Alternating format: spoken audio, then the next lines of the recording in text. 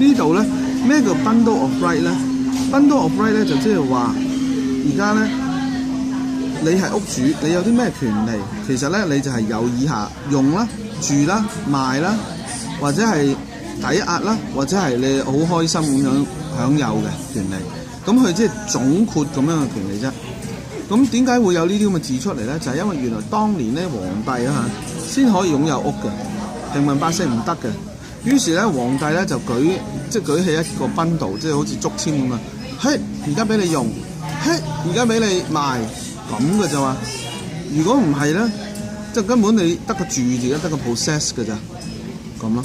好啦，至於呢個係咩咧？就係話 tax insurance 喺報稅嗰方面咧，原來咧我哋知道咧係自己自住咧，佢係可以報以下呢啲咧係抵稅唔使交稅嘅，擺喺呢一個叫做費用度嘅。咁於是啲人咧就話：喂，我 mortgage 抵唔抵得㗎？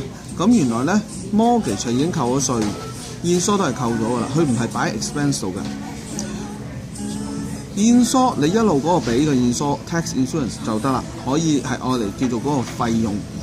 你如果係枕住成日修橋補路啊，即係收燈啊、燈泡啊，成日嗰啲 maintenance 就得咯，就可以儲埋啲單，一年愛嚟抵稅啦。即係特別你有屋嘅時候，你就要認清楚電費可唔可以係咧係得㗎。咁如是者，你話你自己預留咗一啲錢出嚟做 reserve 嘅，咁其實都得㗎喎嚇。咁所以咧呢一啲咧就係愛嚟俾嗰啲屋主等佢知道，原來我有屋，我有呢啲咁嘅數係可以抵稅嘅。至於呢個咧 quota 咧就係5個我哋做 agent 一定要忠於個客人嘅，我哋要小心啦，我哋要忠信好誠實啦，我哋咧自己啲帳目咧，佢收幾時收幾時日子係要知嘅，唔可以唔知嘅。我哋咧唔可以呢頭咧就幫個 buyer， 嗰頭咧就個 seller 噏埋啲無謂嘢嚟。同埋咧，我哋一定係要講俾佢知，包括3年之前死咗。